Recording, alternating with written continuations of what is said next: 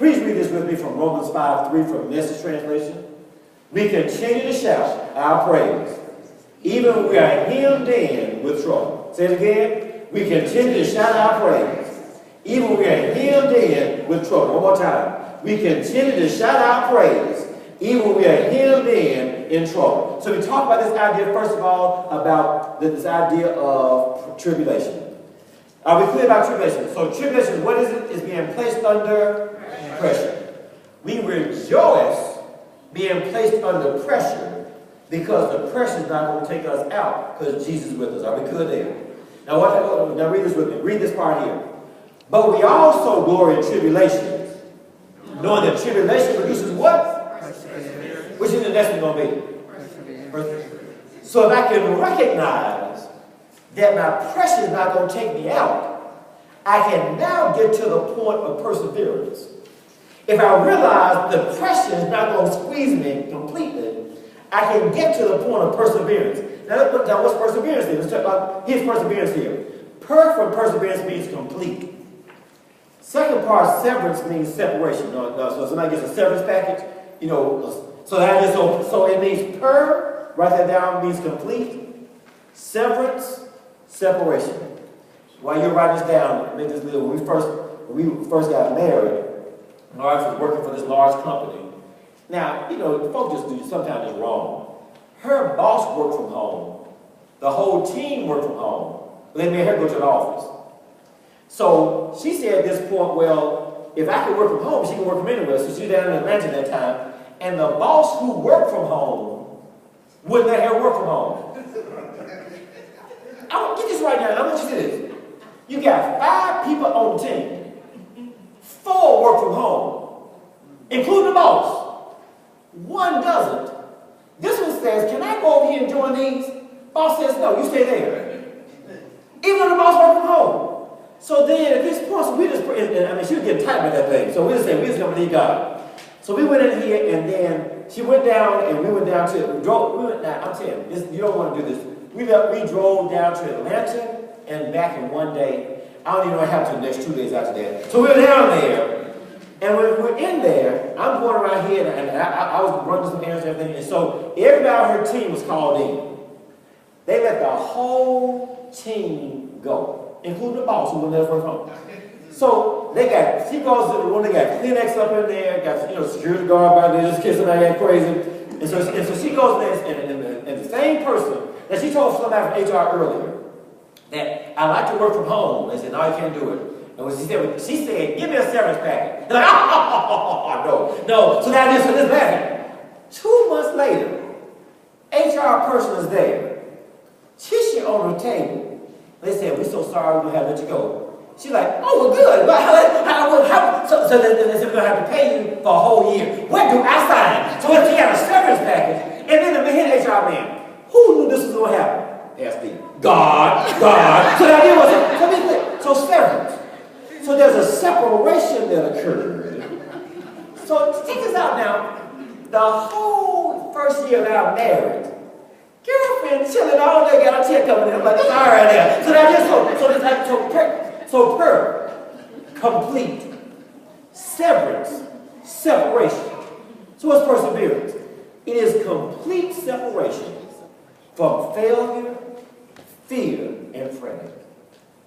Get this now. That my tribulation, being placed under pressure, is going to get me to a point where I'm now free from people's perceptions. I'm free trying to please folk now. I'm free from trying to go back in and fear and stuff now, because I know where God has brought me from. So I don't have to walk around in fear. Come on now. I don't have to spend all my time trying to please folk. If I focus on the Lord, I'm now free from failure and free from fear and free from fretting, because now at this point, He's already brought me out of my pressure. And so now I can be free. Isn't it just wonderful to end up being free to serve God? I said, isn't it wonderful to be free? I said, isn't it not wonderful to be free just to serve God? Our challenge, we are so concerned and fearful about what people are thinking and saying that they start taking us back and not end up being as free as we need to be. We were over at Kitty's 50th birthday party. And she had been 50 about 10 minutes. Turned up. And now I'm 50. I don't even care what folks say. Now, all this time, she was free. Something about age and something about going in the Lord gets you to a point. There's stuff you all worked up over before just doesn't matter. At this point, all that matters is focused on God. All that matters is focused on. We left. I can tell my wife the other night. Now I'm telling you, I've known this woman a long time, and not going to lose as long as the wife, but I've been known a long time. And long, praise God, and that's why I pray for her all the time. So that so we go in here, and I have never seen my wife outside with a scarf on her head unless we're in the neighborhood going running. Then when a neighbor comes by, she puts a hoodie on. I'm like, we're running. So on Monday night, we found out they had a family member of one of our members who had had surgery. So we left after Zoom. Now, there's no time to go by and get a little curl. And so it's cold, and my wife had a little bandana, looked like Alicia Keys from Unbreakable. And so she was going out there, and she stepped, and we go and we walk. Now we get ready to walk to the hospital. She's like, I'm old now. I'm old. Because I never go out here looking like this. Now, we about to go out here and pray. I must be really going. I must be wanting the Lord. I'm like, can I get folk on the prayer right now? Can I get something free? So when you come through being placed under pressure, then you get to perseverance, where you become free from fear and free from failure and free from failing. When you get to that point right there, there is now complete separation. Now, do you really believe that folk we went to pray for came out with her bandana? But back in the day, we would have had to go home and change, come back in, put a little squirt on, then by the time we go to sleep. Now, there's some point it's beautiful to, after you come under pressure, to now say, I'm completely separated from fear, failure, and fretting. I'm telling you, one of the great, in addition to being liberated from sin, one of the best things we can be liberated from is from people's perception. Trying to please people. Trying to please. Paul said on the book of Galatians, if I try to please people, I cannot be a servant of God. If I keep trying to be a man pleaser, he said in another translation, I cannot be a servant of God. Because there are going to be some decisions that have to be made that folk who you're trying to please are not going to be happy with. Somebody not happy in church today. Somebody not happy you're saved. Somebody not happy you tired. Somebody not happy you pray. At some point I got to make my mind up that I'm going to be free from failure, fear, and fretting. All right, keep going now. So we have tribulation means what again? Oh, she's not better than squaring up that time. Teach everybody there. Oh, please don't have to do a rerun. I'm just going to get the tape. So it means placed under pressure. Perseverance. Per means complete severance. So it means complete separation from failure, fear, and fretting. Okay, keep going now. Keep reading this with me now. So we also glory in tribulation. Knowing that tribulation produces perseverance. And perseverance produces what? What's the next point right here? Oh, can't get to character unless you've been tried. Can't get to character unless you've been under some pressure. Because what's going to come out is what's in under pressure. Anybody can shout on Sunday when stuff looking like nice, but let some pressure come. See, same folk all dressed up? That is pressure. So now that we got through the pressure and know that I can rejoice because Jesus is with me, and now that I have complete separation from fear, failure, and fretting, now character is there. We had a chance to minister for, this past week, on Friday, to the Smith football team, and I was asking about the difference between reputation and character. What's the difference? What's the difference between reputation and character? So reputation is who you want people to think you are. Character is who you really are. People are working on their reputation, but we need to be working on our character. Character is who I really am. When it's all said and done, and y'all down around here looking all good, got your fresh made, and then back at home, Character is who we are. Reputation is who we want people to think we are. A definition of a hypocrite said, a hypocrite is somebody who intends to be, who pretends to be something they never intend to be. Character. A hypocrite is somebody who pretends to be something they never intend to be. So folk are working on a reputation to have how folk think about them, when character is who we really are. So please read this verse with me, Proverbs 22:1. A good name is more desired than great wealth. Favor is better than silver and gold. So what's character again? Is who you really are when nobody's looking. God still sees. Now please read this last one with me. Be more concerned with your because your character is what you really are, while your reputation is what others think you are. Now I love this part from D.L. Moody. Read this. If I take care of my character, my reputation will take care of itself. Character, who I really am. Reputation, who I want you to think I am. If this is right, it's reputation. If character is right, reputation takes care of itself. So now the end of so we have tribulation, now perseverance.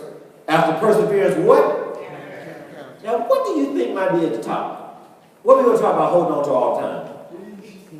Everybody got hold of that peace here, praise God.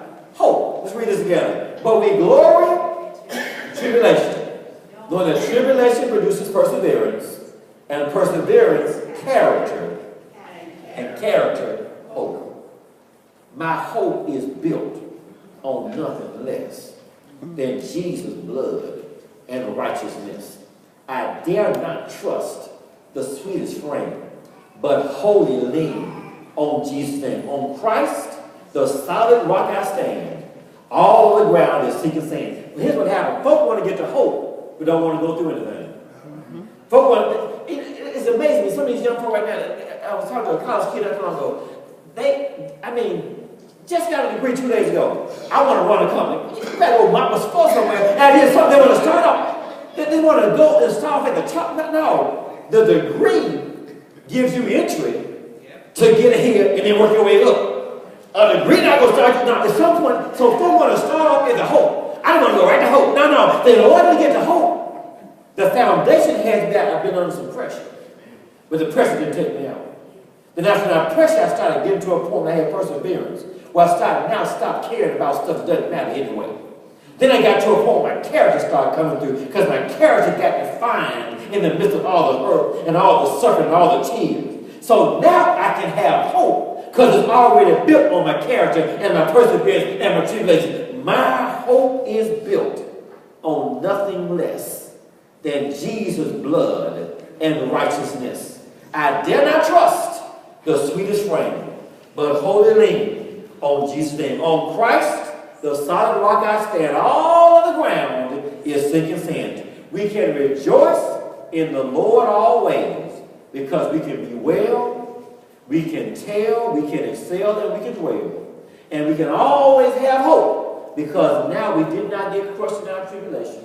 We now at a point of perseverance, separation from all, complete separation from fear, failure, and fretting. Now a point of character, who we really are. So now all that's left is just to walk in hope. I can have hope because I don't have to be concerned about. So here's the point. This is when you know you've got to a point of hope. Well, let me give you an example of somebody who walked in hope.